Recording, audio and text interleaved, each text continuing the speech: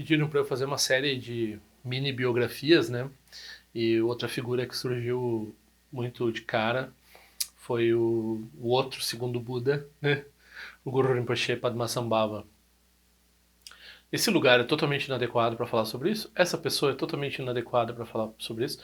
Eu não vou falar nada da audiência, né? Se é adequado ou não adequado, mas a gente pode ah, tentar passar por cima de alguns dessas inadequações.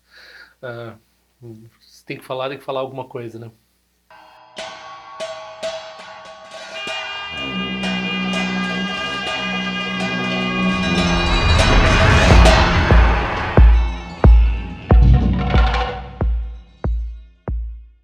Então, novamente, explicando por que a gente hesita a falar do Vajrayana. Primeiro, porque mesmo eu estar falando sobre os temas que eu normalmente falo, já é um tapa na cara das pessoas, né? Uma pessoa desqualificada vir pro YouTube ficar falando, né?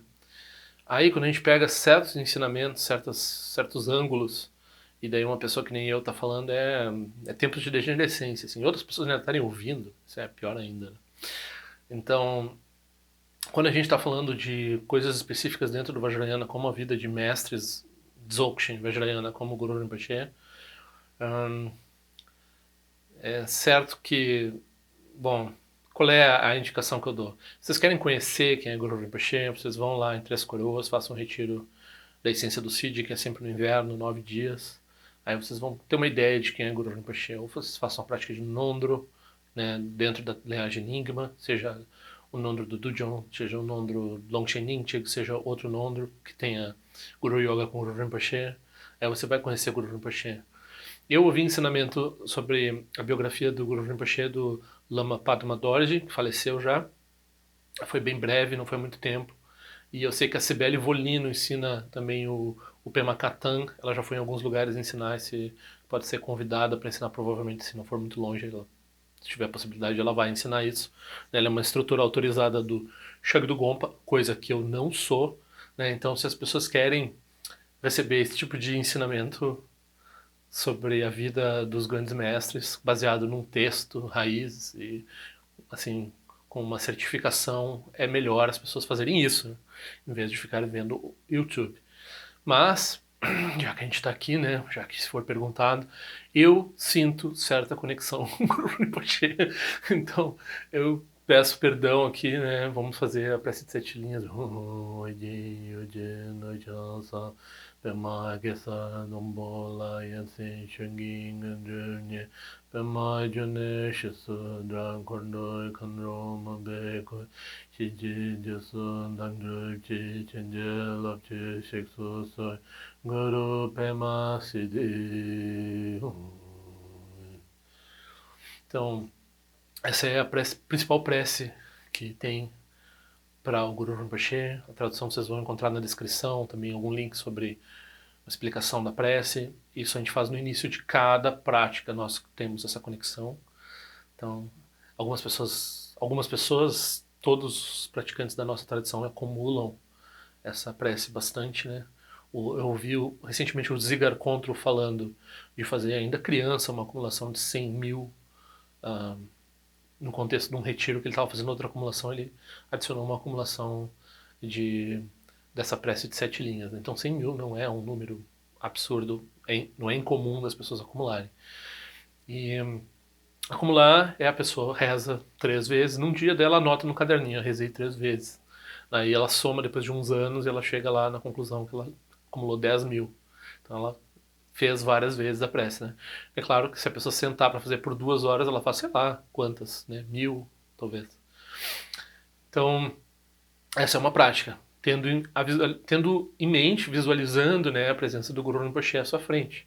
Que tem a iconografia própria do Guru Rinpoche.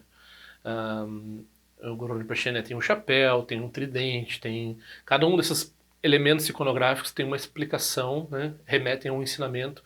Isso chama-se sati simbólico, né, ou seja, mindfulness simbólico. É lembrar dos ensinamentos a partir dos símbolos, das características de forma de um ser realizado, né.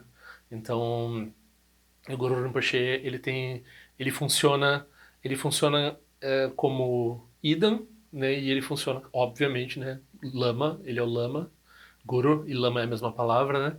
Então, ele, quando a gente começa no Vajrayana na tradição língua, a gente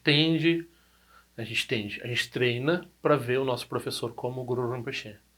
E normalmente, se ele é um grande professor, se ele tem um título de Rinpoche, né, Shagdu Rinpoche, Jigme Trungpa Rinpoche, etc., é porque muitas vezes eles são renascimentos de algum aluno, né? Ele teve 25 principais alunos do Guru Rinpoche.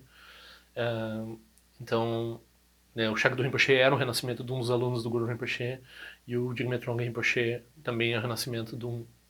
Agora estão falando Trongye Jigme Rinpoche, que é o mais correto em tibetano, né, o nome dele. Trongye Jigme Rinpoche, né, que é o filho do Shagdu Rinpoche, também é um dos renascimentos de um dos 25 discípulos do Guru Rinpoche. Isso lá no século VIII, né? Então esse pessoal aí, o Guru Rinpoche, esses alunos, mais o Shantrakshita, né, que foi um monge, um abade, um erudito convidado pelo rei, e o rei fizeram uma equipe de tradução e foram os primeiros que traduziram, fizeram um esforço de tradução por alguns anos para traduzir coisas do sânscrito para o tibetano. Então, o que é a bondade do Guru Rinpoche, assim, né? Então tem essa figura histórica que vai de um país para o outro para ensinar o Dharma, que sai de um país, daí outro dia a pessoa pergunta assim, como é que um ocidental faz para praticar o Dharma? Os tibetanos provavelmente falavam a mesma coisa, porque a cultura tibetana é tão, e hoje em dia é menos, mas era tão dramaticamente diferente da cultura indiana, é muito mais diferente do que um gaúcho e um nordestino, é muito mais diferente do que um gaúcho e um texano, é muito mais diferente que um gaúcho, um morador do Brooklyn, nos Estados Unidos. Era uma distância. Naquela época nós temos uma cultura muito universalizada hoje, né, muito globalizada culturalmente. Então todo mundo conhece, né, todo mundo é capaz de falar de Beatles, por exemplo, todo mundo é capaz de falar de Jesus Cristo, todo mundo tem pontos em comum para falar sobre qualquer coisa com qualquer um, né? Naquela época, provavelmente o que os tibetanos e os indianos tinham para conversar não era muito, não era muito. Os bichos eram diferentes, o clima era diferente, a comida era diferente, os costumes totalmente diferentes. Eram mundos muito mais diferentes do que nós temos hoje em dia, em qualquer lugar do mundo. Né? E o Guru Rinpoche foi. Depois que eles foram lá para o Tibete, começaram a tentar introduzir o budismo lá, encontraram certas dificuldades na forma das tradições regionais que estavam se sentindo corretamente afetadas né, eles iam ser deslocadas para ser expulsas de seus lugares de poder institucionais dentro do governo por figuras budistas, né, pela vontade do rei. E os budistas estavam, né, empatavam assim, as pessoas botavam dificuldade, faziam mandinga, né, faziam magia negra assim para mandar o budismo embora, né? Então eles pensaram, não, a gente tem que chamar um cara aí que saiba lidar com esse tipo de coisa. Tem que chamar um cara que tenha um poder, uma presença, um poder de presença pessoal dele, que seja capaz de modificar a mente das pessoas, né, para se adaptarem ao Dharma. E tem que ser uma pessoa disposta a fazer essa viagem pelo benefício dos seres, né? Porque ensinar os tibetanos, quando você vai da Índia, que é um lugar é que nem ir dos Estados Unidos para o Brasil ou da Europa para o Brasil, assim, você sabe que não, hoje em dia tá tudo meio parecido, mas digamos 20, 30, 40 anos atrás, o trânsito é um problema, a água é um problema, tudo é né, terceiro mundo, assim, sabe? Então as dificuldades são grandes. Para uma pessoa que tá lá num hotel super bom na França, acostumada com aquela comida francesa e tal, ela vai vir para terra de índio, que assim é um choque cultural, né? E às vezes a pessoa, se ela não é um aventureiro, se ela não é uma pessoa disposta a esse tipo de choque cultural, ela pode dizer, não, eu prefiro ficar no meu conforto aqui, né? Então o Guru Rinpoche abandonou a, a, o seu âmbito, né? Ele, na verdade, já estava acostumado com tudo lá na Índia, né? Porque ele foi príncipe num palácio, né? E ele também viveu num cemitério. O cemitério não é cemitério, né? É campo de cremação. E o campo de cremação é para os ricos, né? Quem não é rico não tem dinheiro para comprar madeira para cremar e contratar as pessoas para fazer o ofício. Então, quem é pobre larga o cadáver por ali, assim. Aí junta bicho, junta doença, junta não sei mais o que. E é lá que os budistas vão praticar, que é o pior lugar possível, imaginável. Então o Guru Rinpoche fez essas práticas nos lugares muito assustadores, muito difíceis também, né?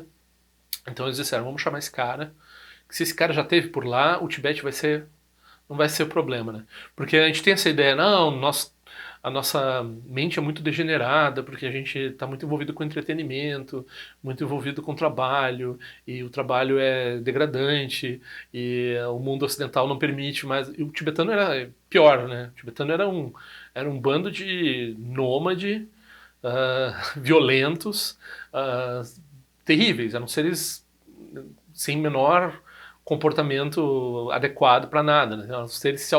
Uns seres fazendo macumba uns para os outros, assim, basicamente era o que era isso, assim, lá no Tibete. Daí o rei, não, a gente precisa de um negócio mais, né, vamos aqui ser politicamente correto, dizer, precisa de um negócio mais civilizado aqui, trazer o budismo para nós aqui. Aí o Guru Rinpoche foi lá, por compaixão, ensinar aqueles seres terríveis, né? Então toda vez que a gente pensa assim, Shagdu Rinpoche veio pro Brasil, toda vez que a gente pensa, os brasileiros são realmente. Ah, eles são tão legais por um lado, mas por outro lado a gente é terrível também, né? Não que os americanos não sejam terríveis, né? Todo mundo é terrível. Nós somos tudo demônio, né? Do ponto de vista tibetano tradicional, os ocidentais é tudo um bando de, né? Tem vários lamas que achavam impossível ensinar a gente, porque. Mas daí tava faltando essa visão do Guru Rinpoche, assim. Essa visão assim, é lá que é difícil. Bom, eu preciso de uma prática. O Guru Rinpoche é esse tipo de praticante, né? Então ele diz assim, aqui, nesse ambiente aqui tá fácil, tem que achar um desafio, tem que achar um...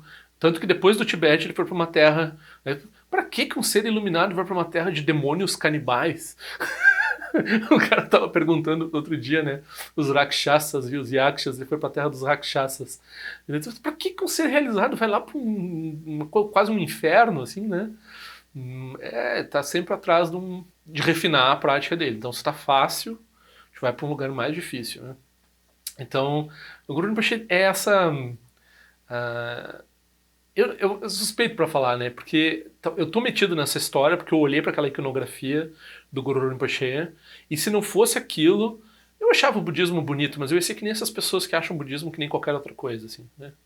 Eu não ia chegar a prestar atenção no ensinamento do Buda Shakyamuni de perto, tentar entender, etc. Mas eu olhei para aquele Guru Rinpoche e disse, não, não é isso aqui mesmo, isso então, né?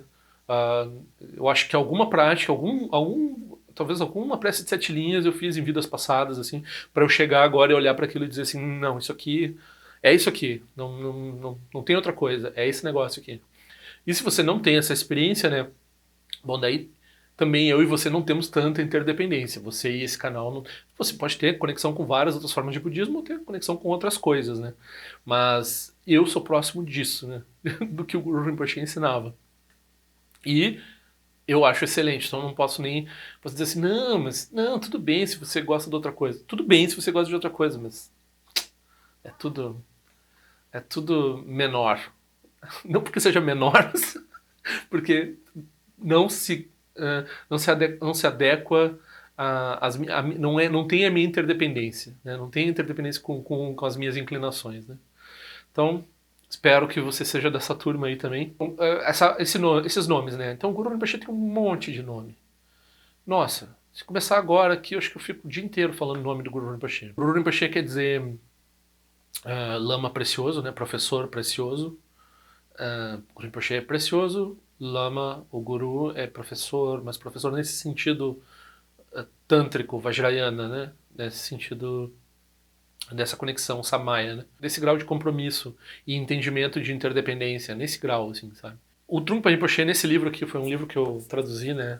Ele é um livro um pouco avançado, não recomendo se você está começando no Dharma, mas não é que não possa ler, né? Mas se você tem interesse nesse tipo de coisa que eu estou falando, talvez seja interessante você ler. E aqui ele comenta que quando se usa Padmasambhava é um pouco como as outras tradições tibetanas falam do Guru Rinpoche como sendo uma figura histórica, como sendo um erudito que veio lá ajudar o Shantarakshita no seu projeto de tradução e veio ajudar o rei a construir o mosteiro de Samye e implementar o budismo no Tibete, né?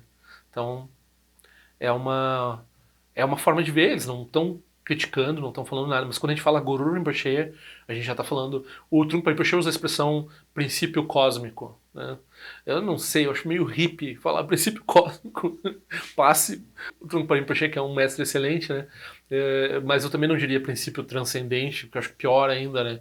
Mas vamos dizer assim, é mais sério, é uma coisa mais séria Guru Rinpoche. E porque tem esse aspecto da prática de Guru Yoga, esse aspecto do nosso professor, esse Guru Rinpoche, e assim por diante, né? Então, Padmasambhava, a palavra, né, Padmasambhava significa nascido do lótus, surgido de um lótus, porque a história do Guru Rinpoche, a história, daí, se a pessoa quiser, o Dilgo Chensa Rinpoche na biografia diz assim, para aqueles que têm dificuldade em aceitar essa história de uma pessoa que surge de uma flor, o Guru Rinpoche manifestou um pai, uma mãe lá para vocês não ficarem muito tristes. É muito engraçado essa nota de rodapé, né? Mas então ele teria surgido numa flor, que simbolicamente quer dizer que surgiu totalmente iluminado, né? Como a gente estava falando nos ensinamentos ligados ao terceiro giro e ligados ao Mahayana não causal, a gente começa a falar de uma completude, de um estado em que as coisas, a natureza búdica, ela não tem como melhorar ou se desenvolver através de práticas ou através de... Ela já está totalmente perfeita desde o início. Por que a gente não vivencia ela? Porque tem obscurecimentos, né? Então o Guru Rinpoche já surgiu totalmente livre de obscurecimentos. Ele já surgiu totalmente perfeito, totalmente completa a prática dele. Ele não precisou ir fazer prática.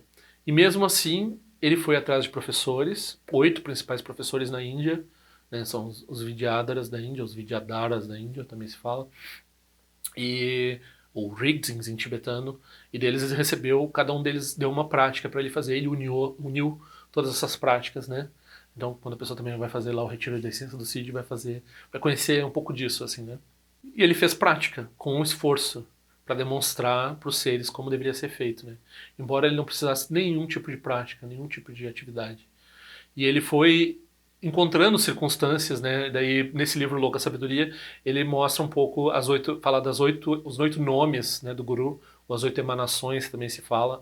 Então são assim, tem algumas pessoas que me conhecem, né, dando um exemplo assim, as pessoas que me conhecem no segundo grau me conhecem por algumas características que eu tinha no segundo grau, sei lá, gostar de The Doors e, sei lá, fumar maconha, sei lá, umas coisas assim que eu fazia quando eu estava no segundo grau, no ensino médio. Não fala mais, essa coisa de velho, né, falar segundo grau, no ensino médio. Então, né, tem um apelido, tem uma coisa específica lá do ensino médio. Daí outras pessoas que me conheceram na faculdade, é um budista, já mais ou menos assim, né? Já tinha uma outra. Então, a minha mãe me vê de um outro jeito, né? Então, não é que tenha. Às vezes tem até, no meu caso, até às vezes as pessoas me chamam de nomes diferentes, né? Mas no caso do Guru é um pouco isso. As emanações são modos com o qual ele surgiu para os seres. Cada modo daí tem uma iconografia, né? Mas a gente não precisa se fixar também na noção de que ele surgiu com aquela forma literalmente, né? Então aquela forma é uma forma de luz, que é mais ou menos o jeito que os seres percebem ele. Não é exatamente o jeito que é, né? O jeito que é não existe no budismo, né? Então os seres percebem ele daquela forma e com vários tipos de atividade dele, né? Então temos 2 formas iradas e 6 formas pacíficas, né? E tem outras, porque o Guru Rinpoche também, a forma de budismo que se desenvolveu principalmente no Tibete, a gente já sabe que é o Vajrayana, né? Então o budismo tântrico. O budismo tântrico, como eu já falei aqui, também foi ensinado pelo Buda segundo o próprio budismo tântrico. Mas também se reconhece essa noção de ensinamentos bons ou melhores para certas épocas, né? Então, por exemplo, se sabe que o Sutra do Coração, os Prajnas Paramitas todos, eles surgiram num momento em que eles eram mais necessários pela atividade do Arya Nagarjuna, que foi lá e resgatou dos Nagas esses tesouros e revelou lá no século I, segundo, terceiro para os seres, para benefício dos seres, né? E fomentou assim a existência e o que a gente chama de Mahayana, né? Já existia mais ou menos o Mahayana, mas aí virou uma coisa realmente maior, né? Principalmente no norte da Índia. Então era uma coisa mais adequada para aqueles tempos e para aqueles seres que estavam lá. Mas na visão desses textos mesmo, esses ensinamentos eram do Buda, né? Eles apenas foram guardados por um tempo, ou por um tempo eles não tinham a, a visibilidade ou a publicidade que eles podiam ter, porque eles estavam sendo guardados para quando... Porque o Buda, né, ele não era bobo, né? Ele sabia que daqui a 50, 100, 200, 300 anos mais ou menos como ia ser. Então ele já deixou meio que umas coisas para amparar os seres quando viesse certas dificuldades, né? Então O Guru Rinpoche trabalha no mesmo princípio. Ele deixou, através principalmente, né, ele teve uma consorte principal na Índia que se chama Mandarava, que eram 5 principais consortes, mas tem duas que são 5 formas, são a emanação de corpo, fala, mente, qualidades e atividades de Vajravarahi, né? Mas a Mandarava era a emanação de corpo de Vajravarahi, foi que ele conheceu na Índia. Tem toda uma história, né, pode ler no livro Louca Sabedoria, explica também como é que ele conheceu a Mandarava, né, uma história muito bonita. E depois no Tibete ele conheceu Yeshe Sogyal. Yeshe Sogyal, ela tinha na verdade, assim, politicamente incorretamente falando, ela foi uma oferenda do rei, das mulheres naquela época ainda tinha tinha que passar por essa. Mas acho que a Yeshe Sogyal ela atingiu o estado iluminado completo, né? Então não dá para dizer que foi um problema para ela. Ela foi encarregada de esconder os ensinamentos que o Guru Rinpoche dava que não eram adequados para aquele período, que iam ser só revelados depois. Então, ao longo da história surge sempre algumas vezes eles são escondidos mesmo num lugar, assim, né? Numa pedra, são físicos, né? E outras vezes eles são lembrados, assim, o professor, né, pela memória de vidas passadas, ele lembra dos ensinamentos que ele recebeu. E daí, quando ele lembra, tem toda uma série de circunstâncias para esses ensinamentos surgirem, é porque aquele é o momento deles. Então, assim que a tradição do Guru Rinpoche se manteve viva, se manteve vibrante, né? E a, de certa forma, o Guru Rinpoche ele é dito ter atingido um tipo de realização no qual o corpo dele nunca vai, nunca é eterno, assim, não é eterno, é fora do tempo, né? É uma coisa temporal, mas está no mundo ainda assim. Então, é um tipo de arco-íris que beneficia os seres, que persiste, né? E um pouco é essa atividade, a atividade da tradição do Guru Rinpoche, né? Então, se a pessoa não quer ver assim de uma forma muito literal, ela vê que a essência do Guru Rinpoche se manifesta em vários professores, e os professores, e ele está sempre agindo com base naquela realização, ah, né, nessa realização do Mahayana não causal, que é esse ser que surge de um lótus, né? Então, seja completamente, né, imaculado, sem precisar de prática nenhuma. E daí pratica, porque também a prática, né, algumas pessoas elas geram elas ouvem dizer assim, então não precisa prática nenhuma delas, não praticam. Mas daí é quando você tem esse tipo de realização, a prática é totalmente natural, totalmente fácil, não tem obstáculo nenhum. Então, se você tem alguma preguiça, alguma dificuldade de fazer prática, com esforço elaborado, etc., então quer dizer que você não tem essa realização não elaborada. Então não tem essa desculpa, assim, né? Basicamente é isso. Essa influência está aí nos professores todos da tradição Nyingma, né? Então, tipo, principalmente a tradição Nyingma é focada em Guru Rinpoche. E dos elementos que se fala, uma das causas espirituais para a invasão do Tibete pelos chineses é o declínio da prática de Guru Rinpoche, principalmente pelo governo tibetano. Então o Dalai Lama, o 13º e o 14º, eles também faziam prática de Guru Rinpoche, embora eles sejam da tradição Gelug, né? Os Dalai Lamas têm uma conexão com a prática de Guru Rinpoche, até mesmo por essa questão dele ser um dos principais convidados pelo rei do Tibete, né, muito tempo atrás, para estabelecer o budismo no Tibete. Né? Então ele tem uma interdependência forte com os tibetanos, com o budismo no Tibete. Né? Fortíssima, é a maior interdependência possível. Então essa fragilização que aconteceu e essa invasão que aconteceu, essa diáspora, etc, etc, se consta que houve perseguição, né? Se sabe que houve perseguição e por certos elementos dentro do Tibete, da tradição, de algumas tradições, inclusive a tradição do Guru Rinpoche. Então a prática declinou. Então se considera que isso que enfraqueceu as fronteiras. Isso foi um dos motivos espirituais que as fronteiras se enfraqueceram. Né? Mas foi benéfico para nós, porque no Ocidente nós estamos tendo contato com esses ensinamentos. Porque o Guru Rinpoche está sendo presenteado pelos tibetanos para o mundo agora. Né? Então, quem quiser também saber mais sobre a Prece de Sete Linhas, tem esse livro em inglês, O Único Remédio, né? The Soul Panacea, do Tilenor Rinpoche, que é um livro só sobre explicando essa prece de 7 linhas.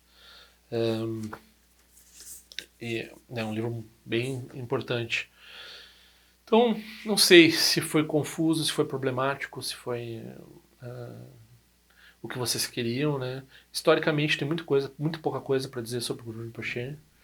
Ninguém sabe muito bem mesmo. Você sabe que, né, esses eruditos eles gostam de dizer, não, o mito do Guru Rinpoche foi construído no século XII com base, né, em algumas historiografias que tinham. Então esses caras não estão interessados em praticar, né? Eles estão interessados, sei lá, não estão interessados no Dharma, estão interessados em subir na academia, né? O Guru Rinpoche é uma prática. O Guru Rinpoche é, é a prática de Guru Yoga, é a prática da grande perfeição. O Guru Rinpoche é o nosso professor. O Guru Rinpoche é a nossa verdadeira natureza. O Guru Rinpoche assim, tudo que a gente está fazendo, assim, em termos de budismo tibetano, quando a gente fala Nyingma, o que, né, que eu gostaria de fazer, tá ligado à figura do Guru Rinpoche.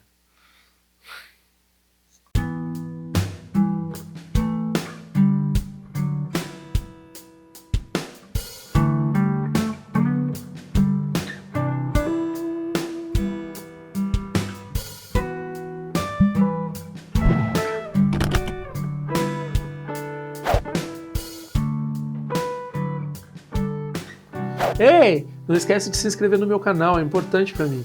Clica na sinetinha para receber a notificação e se quiser se inscreve no meu boletim informativo de forma que eu ando fazendo, o que eu ando pensando. Também para contribuir de alguma forma com esse canal, esse é o endereço. Eu espero que em breve nós nos vejamos na prática do Dharma. Ao longo de minhas muitas vidas e até este momento, todas as virtudes que tenho alcançado, inclusive o mérito gerado por esta prática e todas as que vier a conseguir, ofereço para o bem-estar dos seres sencientes. Possam a doença, a guerra, a fome e o sofrimento diminuir para todos os seres, enquanto sua sabedoria e compaixão aumentam nesta e em vidas futuras. Possa eu claramente perceber todas as experiências como sendo tão insubstanciais como o tecido do sonho durante a noite e imediatamente despertar para perceber a manifestação de sabedoria pura no surgir de cada fenômeno. Possa eu rapidamente alcançar a iluminação para trabalhar sem cessar pela liberação de todos os seres.